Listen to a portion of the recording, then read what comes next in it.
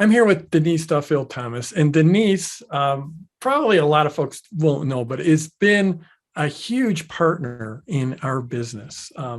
Has promoted Product Launch Formula at a legendary level, because we do these launches where a lot of affiliates and joint venture partners will tell their people about Product Launch Formula in our Launch Masterclass. And there's a big competition to be the top affiliate for us each year. And this has been going on for forever, since 2005. And Denise, have been the number one, top of the leaderboard for, is it 4 years now, I think? Or I think could so. be 5. I don't know, but as we were just saying before we hit record, that's in large part to my husband, Mark, who is also our launch manager, because the reason why we even started being an affiliate is because when he came into my business, he would ask me all of these questions all the time about launching. And I was like, you need to just do a course, like stop asking me. And I knew that I didn't want to send him anywhere that he was going to do stuff that was against my values. And so I was like, go do Product Launch Formula. But then every time I tried to do something, he'd go, but Jeff says to do it like this. And I'd go, okay. So yes, that's how we got started. We use PLF all the time. And then, you offer such great incentives and you're so great to work with as a partner that we just love it. So, yeah. It's been a remarkable ride, because I think there's only was one other time where we might have had one person repeat over 2 years, but I know it's been at least 4 years for you guys. It's just been absolutely remarkable. And so it's great to get on and talk to you. I wanted to talk, first of all, this is launch day for you for your new book. And yes.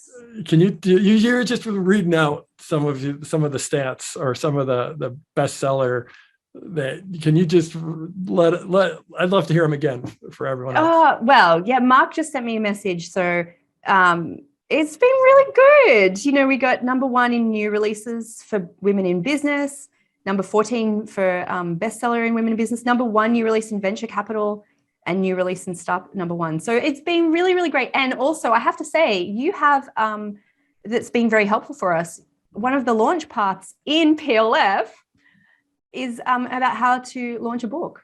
So thank you for that. Oh, you're welcome. You're welcome. Yeah. So tell us a little bit about the book. Yes. So I've got them all behind me as well. It's called Chill and Prosper. The new way to grow your business, make millions, and change the world. I wrote this book. Actually, the idea came when I had my second baby, and I was sitting around, those couple of weeks after you have a baby and you're just in this world. And for me, business has always been so important to me. And creativity and freedom has always been my highest value. And so I was sitting there feeling really sorry for myself. Oh, of course I was happy about having a new baby, but it felt like all of my friends were in Paris, or going to these amazing events and conferences. And I just was like, how am I ever going to do business ever again? When you just in it and you think, life's never going to be the same again. And I started catching up on my reading list. And so I started reading this business book, and one of the case studies just described this hustle day of this person who got up at 4:30 every morning, worked all day long, slept on the couch, and did it again and again. And I just thought, oh my God, there's never, I don't want to do business like that. And that's when I started writing the book, because I thought, I am someone who naturally tries to find the shortcut, tries to find the hack in things. And I just hadn't read enough books like that of people who, acknowledge the fact that sometimes you can't hustle. Sometimes you have kids, or you have caring responsibilities, or you have a chronic illness, or, there's something that stops you from being able to work like that. And the first version of the book was called Chillpreneur. It came out literally, I handed it in a week before my third baby was born. So I literally wrote all of these, pregnant and all that kind of stuff. And last year, my publisher contacted me and said, we'd love to do a new edition of this book. And just like with what you do, people would contact me and say, you know, I loved Chillpreneur, but it doesn't work for me because of my industry. How many times have you heard that in PLF, right? Of going, well, yeah, but it doesn't work for me. It doesn't work for my industry. And so that's why I put in a ton of new case studies and things, because I wanted to show people, yes, it can work for you. And you can make things easier for you. And so who is it primarily? Because, so first of all, what I love about this is something that you live. You know, you have small kids, you've built a serious business, you've sold many millions of dollars throughout your business, primarily online. You've done this from Australia. Is the beach house done yet? I haven't seen an update. Oh, yes. And this is actually so related to the book, because I self-published my first book in 2011. And it was called Lucky Bitch. It was very, you know, it was a PDF kind of thing. I pre-sold it because I needed a deadline. And I remember saying to people, hey guys, on the 7th of September, 2011, which was my birthday, Lucky Bitch is going to come out and you can pre-order it here. And I sold enough copies just to go, oh God, now I'm going to have to write this book. But it's not that book sold millions of copies, but that book was a seed. And I call my beach house, which is complete now, and the ocean's just there, I call this the house that Lucky Bitch built, because it was that seed of faith.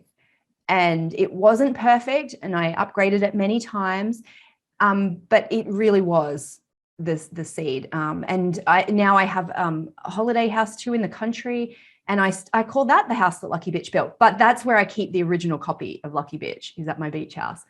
At my farmhouse.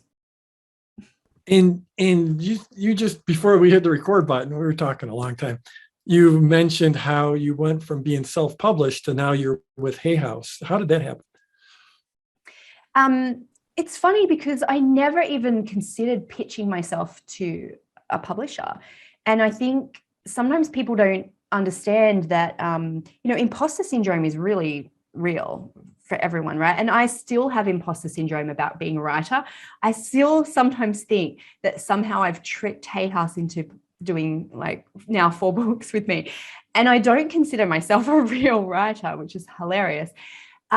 So I self-published that book. I self-published the next book, which was called Get Rich Lucky Bitch. And I did that as a book to sell into my money boot camp. You know, like so much of what you teach too, how your launch book can, you know, tells people about PLF.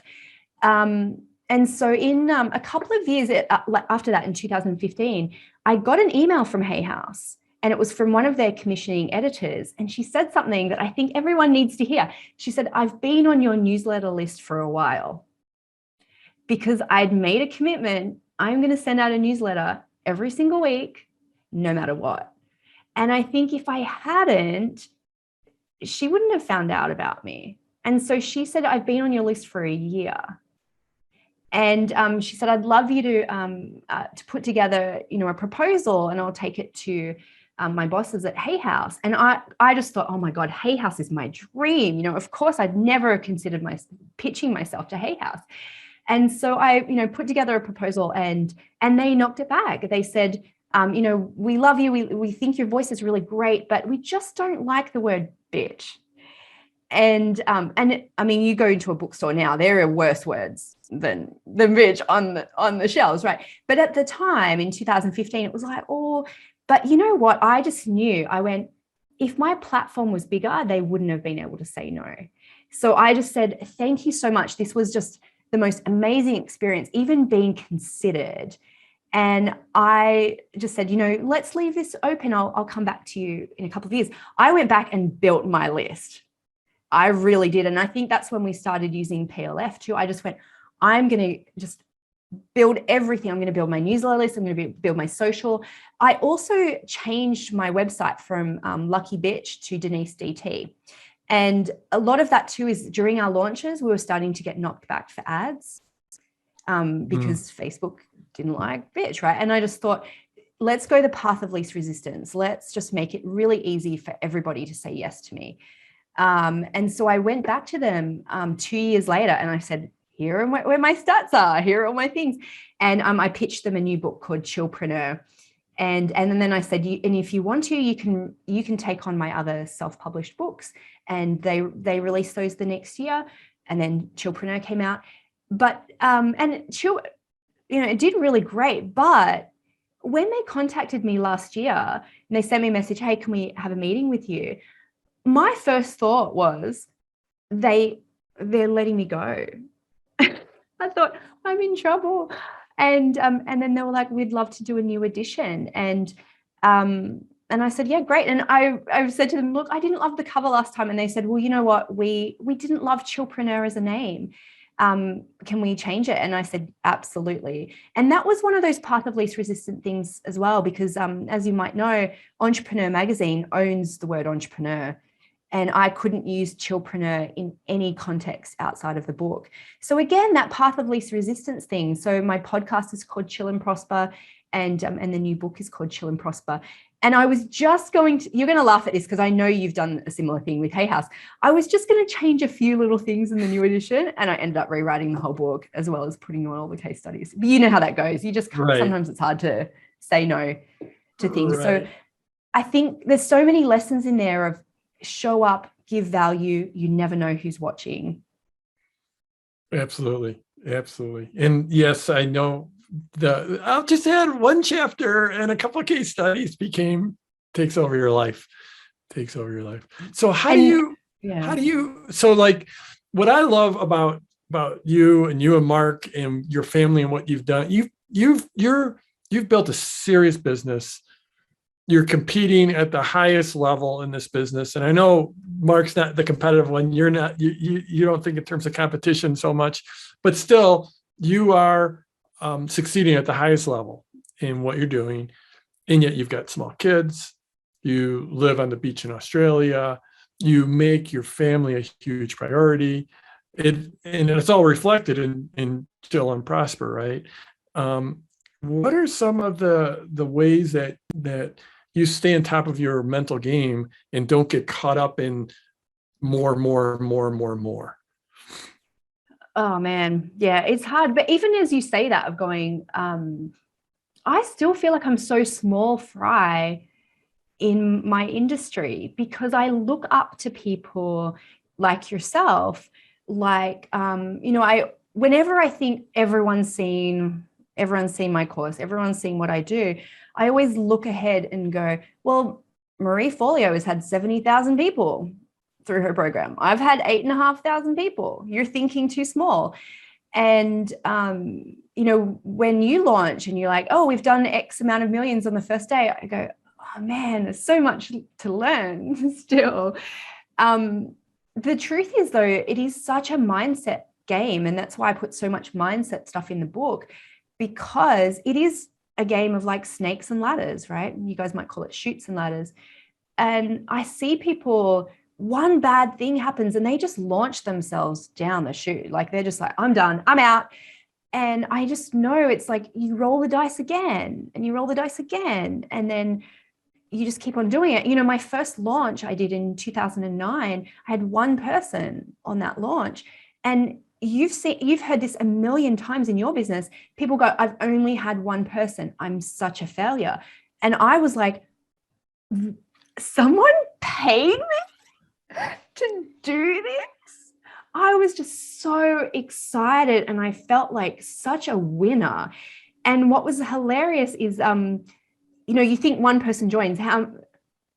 She turned up to every single call, by the way, which, statistically is impossible that would happen. But and I remember just seeing this one person, because I was using instant teleseminar. I don't know if you remember back then, there was no Zoom, there was no anything. And I'd log in and you'd have to like click all the buttons. And I was so nervous. And I could see this one person sitting there and I'd be like, okay, so has anyone got any questions? There was no chat, nothing. And I'd be like, well, someone's already sent in a question. And I think that's honestly the mindset of it, right? Is like, and now I do it again, and now I do it again, and now I launch again, and now I launch again.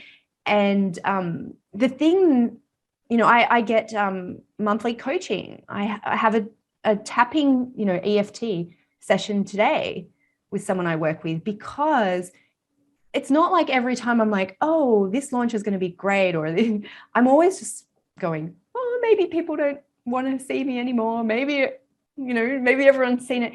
So I just think it's just that constant mindset game every time.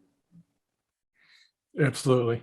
Absolutely. That I had that same when my first launch, it's like someone paid me for something I created. It's like, how did that ever happen? It was mind blowing. I would have done it for free. And that's the thing it's amazing when you can get paid for something that you would do for free. Yeah. It's so when you're reading off the list of all the bestseller categories you're ranking in, there was everything from, VC to new business to women in business. There's just so many categories. When you're writing the book, who were you thinking your target audience is? Yeah. Everything that I do, everything is always, I'm thinking about that person who is sitting in a cubicle at work, because this was me, right? When I was in corporate life, I would be sitting there and I would be dreaming and thinking, I wish this would be me one day. And, thinking of that person in their car, driving to something that they don't want to do. And that's the person I'm always thinking about. And of course, I have people who are at all stages of business that come to my work, because I'm all about finding the ease and the path of least resistance wherever you are. And as you know, money blocks don't go away just when you make money. You always have to work on your money blocks and your money mindset. But I'm just thinking of that person who's like hiding in their cubicle at work and listening to something and thinking, God, wait, I'd love to have freedom in my life. Because that was me. I'd be on the tube going to work in London. That's when I started my business, when I lived in London. And I would just be like, oh, I can't believe I have to go to work today. And I would just look at my little Post-it note that I would put on my office desk, and I'd print out my dream board and I'd put it in my office drawer. So I would just sit there and I'd go, oh, that would be me one day. So I'm always thinking about that person. It's been that's what an amazing, because clearly your business is mission driven, because you're just talking about making that first sale and you would have delivered it for free. And to the work you've done, and especially around the money mindset, which I know I had so much garbage. I remember I used to have this part of my mindset was that actually it's called like minimalism now a lot, and I still subscribe to some of that, but I just thought I was better than people if I prided myself on living on as little as possible, which is fine. But then I would judge other people because it was so weird. It's a long story, but it took me a long time to work through that. And I mentioned, like, really, we were talking, and I mentioned when I first started making some money and we bought our first couch. My wife and I had been married for 12 years. We bought our first piece of furniture. It was a couch. And I remember throwing away our old couch because, like, the Salvation Army and the no one would take it anymore, because it was so. We have a picture of my wife as a 2-year-old playing on that couch, but I remember then finally the garbage folks came to pick it up, and it got put in this big truck and it got smashed, and just feeling this freedom as I saw this couch get crushed. I don't know why I ended up telling that story, but we all have these mind blocks around money, and so because I know that's a lot of what you do is help people work through that. So and now we're in these crazy times. It feels like there's so much shifting in the world. What are you seeing around that work with money these days and how people are approaching? And you know what? I think we have to acknowledge that sometimes people in our industry, as in the transformation industry, the personal growth industry, it can kind of be a little bit like love and light, everything's great, everything's amazing. And it's true that there is inequality in the world. There is, unfair, horrible things that happen in the world. Poverty is real, all of those things. And so I think we do a disservice by sort of saying to people, that doesn't exist. But I think there's just such an opportunity to be in business. You know, we spoke about this before we hit record on this as well, about how when you started your business, when I started my business, the technology was so hard and you really had to be persistent because everything you did was a mission, including adding a photo to a web page was a multi-hour mission to figure out how to do it if you didn't have a web designer, which no one could afford. And so I always just think the opportunities we have are incredible. And you literally can get started your business with a phone and the internet. And if you have that persistence, you can create abundance for yourself. But I wanted to share this story with you because Mark and I live by the beach, and we were wanting to buy this property, which is an incredible long view to the beach. And it's a corner block, so we've got the most frontage pretty much out of anyone around here.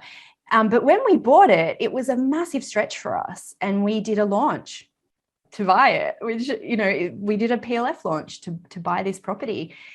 And but here's the story. We were going to pick up the keys and I felt sick because I just thought, I cannot believe I've just pulled this off. And you know, when you get that post-launch like hangover almost, and you just kind of go, did that just like, it's almost your imposter syndrome comes up again, even after a successful launch. And so we were driving in the car and I was just felt like I was going to vomit going to pick up the keys because I just thought, how did we do this? And how are we going to maintain this? And I said to Mark, we're going to have to really tighten our belts over the next year because, you know, we have to sacrifice now. We've done this thing and now we have to sacrifice. And he went, that doesn't sound like you. And I said, you're right. There's always more money. And as I said that, Jeff, a shower of $50 notes hit our car windscreen. A shower of money hit our car. And our windscreen wipers turned on automatically. And we both screamed and we were like, oh my God. And there was money, like literally it was like an explosion of money hit our car. And to this day, I have no idea how that would have happened. And I think was someone like, you know, about to go and buy a car. And so they had like a couple of $1,000s in their hand and it flew out the window. It literally hit our car. And he was like, do we stop? And we were on a busy road. And so I went, no. I just went, oh my God, there's always more money. There's always more money. And I literally drove past that same road 2 days ago. And I just went, there's always more money. And so that's what drives my business too, of going, it's that there's abundance in the world, you know, and even during times now, you and I have both seen this in our communities. Yes, there is turmoil and uncertainty, but there are so many businesses who have thrived so much in the last couple of years, and they need websites, they need coaching, they need help in their businesses too. And so we have to look for where there is always more money, and there really, really is. So yeah, thanks. You're totally involved in that story, right? Because we bought that house because of launching. But that's what I live by now. There's always more money. And I just think, just go help more people. If you want more stuff, go help more people. So that is literally one of the craziest stories. I mean, I've done a lot of interviews. That is insane. It's crazy. And then also, as I think about that phrase, there's always more money. there's one way to think of it. It's like, yeah, we don't have to tighten our belts. There's always more money. I think once you figure out how to create value for people and then communicate that value and offer that value and ask for money in exchange, once you've solved those things, there always is more money. I'm a big fan. But the flip side of it too is like, I've seen you and Mark over the years sacrifice. Well, I don't know if sacrifice is the right word, but have opportunities maybe that you could chase after to make more money, but instead you've got little kids at home. You've chosen not to travel. Yeah. And in one way, it's like, no, I'm going to choose this part of my life, this priority, because there's always more money. I can always get more money, but I can't get more time with my little kids. And so, yeah, I sort of think about that flip side of that. We can go both ways. When Mark came into the business, he was like, well, you've done pretty good, by yourself. But look at all these opportunities we're leaving on the table. He was like, you should do a mastermind and you should do this. And I remember thinking, yeah, you're right. And then I went, oh no, I've already got a program that works for people, my money boot camp. And so I bought him a little light box, where you can put in the letters and spell whatever you want. And it says sell more boot camps. And so whenever he would go, oh, let's do this, or whenever I do that myself, I go, no, all roads lead to Money Boot Camp, because I have a program that can really help people.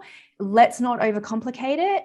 And I send him back to that little sign that I put in his office, sell more boot camps. And for us, that's shorthand to help more people, which you're all about that. And we have something that we can help people with. I don't have to help everybody with everything. I don't have to do everything in the world. I don't have to have an ascension model and serve everybody in every single way. I have somewhere for people to go to. And in the book, actually, in the marketing section, I talk about my 2-step process that's made me, over $25 million. And it's share what you know and make offers. And that's all I've ever done. I've never had anything complicated. I've never had great funnels.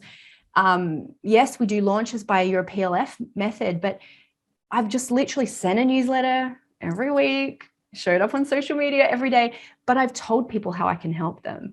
And it really can be as simple as that. Just repeat. And I don't feel like I've ever nailed anything that I've done in my business. Nothing's ever been perfect, but I've just shown up because I had that desire to have freedom for myself. And now that's how I can help other people. That's what I'm really passionate about.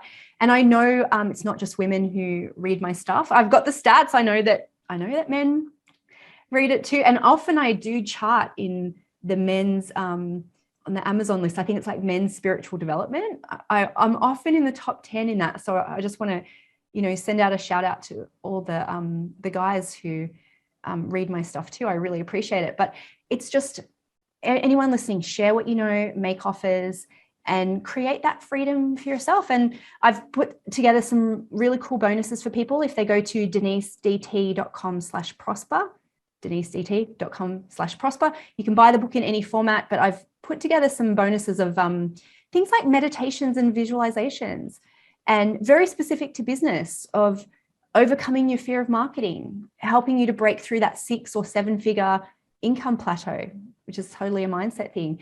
And and I hope people really enjoy the book, and I hope it inspires people to make their own money and create freedom for themselves and their families. Denise, thanks so much. Is there any last words you'd like to share? Yes. I think the question everyone has to ask themselves all the time is, why not me? Why not me? That's it. It's really simple. If you ask that every single day, and just sometimes your brain will come up with the answers, and it will go, because you're not ready, or because you're not smart enough, or because you're not perfect. And you just have to keep on asking, why not me? Because it's so possible for everybody listening. Your business dreams can absolutely come true. Everything can come from that. As I said, my beach house, my farm, it is that seed that I planted so long ago of going, why not me? I can publish a book. Why not me? I can create a program. And just repeat. Denise, thank you so much. Thanks, Jeff.